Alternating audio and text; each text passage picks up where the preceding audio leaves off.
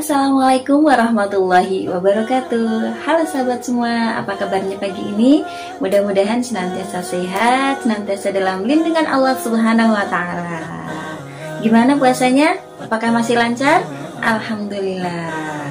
Oh ya sahabat semua, pada pagi ini seperti biasa di Inspirasi Pagi saya akan memberikan beberapa semangat, beberapa inspirasi yang bisa menjadi motivasi kalian untuk menjalankan hari-hari yang indah selama berpuasa. Nah, bagi teman-teman yang baru hadir ya, jangan lupa tekan like, komen, dan subscribe channel Murni Turmiati agar teman-teman tidak ketinggalan informasi menarik dari channel ini dan juga menjadi semangat saya untuk terus berkarya dan berkarya. Oke, jangan lupa ya, subscribe, like, komen, dan share. Kali ini saya akan membahas tentang anjuran Rasulullah kepada sahabatnya ketika berpuasa agar senantiasa berwajah ceria dan tidak bermuka masam. Sahabat ini bernama Abdullah bin Mas'ud ya. Abdullah bin Mas'ud salah seorang sahabat dari Rasulullah ya. Abdullah bin Mas'ud radhiyallahu an berkata bahwa Rasulullah SAW berpesan kepadanya, hendaknya kamu pada pagi hari pada hari puasamu berminyak dan bersisir, dan janganlah kamu di pagi hari pada hari puasamu bermuka masam dan cemberut. Hadis riwayat At-Tabrani dan Abu Nuaim. Nah, wasiat-wasiat Rasulullah ini kepada para sahabatnya tentu bukan tanpa alasan. Biasanya Rasulullah memberikan wasiat itu sesuai dengan karakter dari sahabatnya itu ya. Misalnya kepada seorang sahabat yang pemarah, beliau berpesan, la taghlub walakal jannah, jangan marah bagimu surga ya. Jadi menyampaikan tentang bahwa dengan amarah itu bisa menghalanginya masuk surga. Atau kalau misalnya kepada sahabat yang terlalu berlebihan dalam beribadah, Rasulullah pun berpesan untuk lebih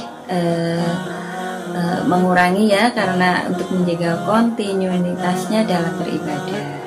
Nah, begitupun dengan pesan yang disampaikan kepada Abdullah bin Mas'ud ini. Ternyata ada latar belakang kenapa Rasulullah memberikan pesan ini kepada Abdullah bin Mas'ud, yang tentunya pesan kepada sahabat ini juga bisa berlaku untuk kita semua dalam menjalankan ibadah puasa ya.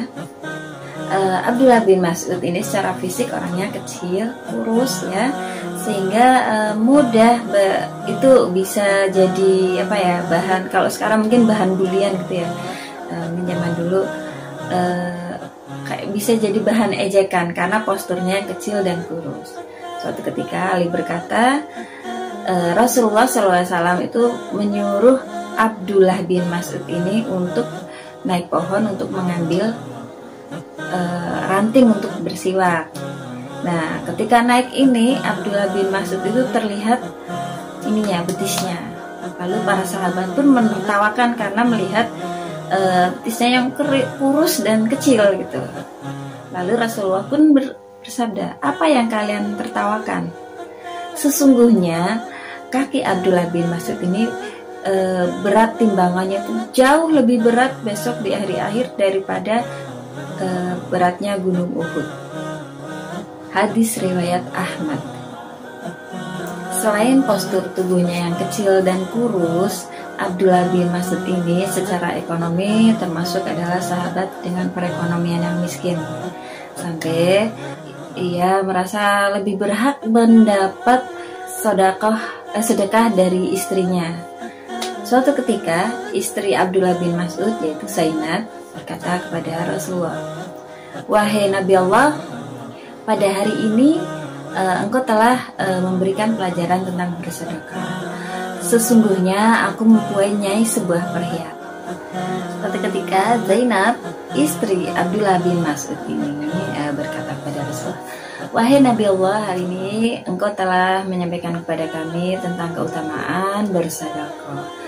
Mempunyai sebuah perhiasan. Untuk itu saya berniat untuk menyedekahkan perhiasan itu.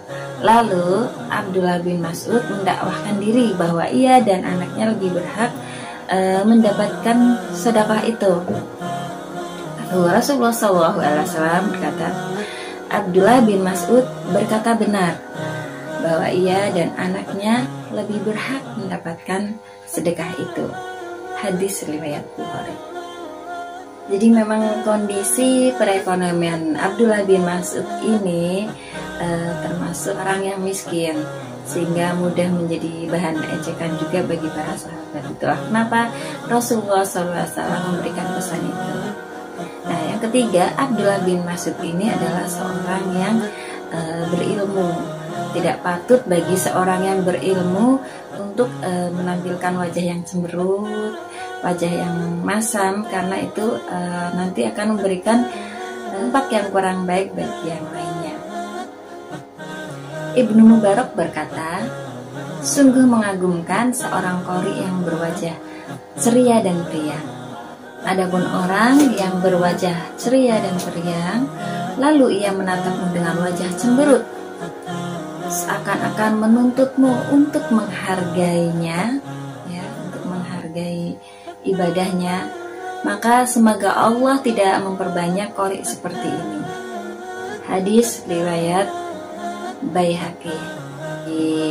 Apa yang disampaikan Rasulullah kepada Abdullah bin Mas'ud ini adalah bahwa sebagai seorang muslim, meskipun berpuasa harus tetap ceria. Artinya tidak usah menampakkan wajah yang nelongso, wajah yang kelaparan.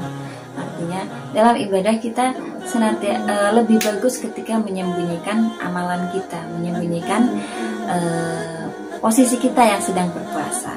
Dengan berwajah ceria, dengan berwajah periang, tentu akan lebih menyenangkan. Hikmah yang kedua yaitu dengan kita berwajah ceria itu akan mengiringi pahala dan ibadah yang lainnya dari puasa itu. Dengan berwajah ceria, dengan tersenyum, itu merupakan anjuran dari Rasulullah. Tabassumuka fi wajhi ahika shadaqah. Senyummu di hadapan saudaramu adalah sedekah, ya. Jadi kita tetap harus ceria meskipun dalam keadaan berpuasa. Nah, yang ketiga, dengan kita berwajah ceria tentu akan memberikan energi positif dan meringankan beban hidup, ya.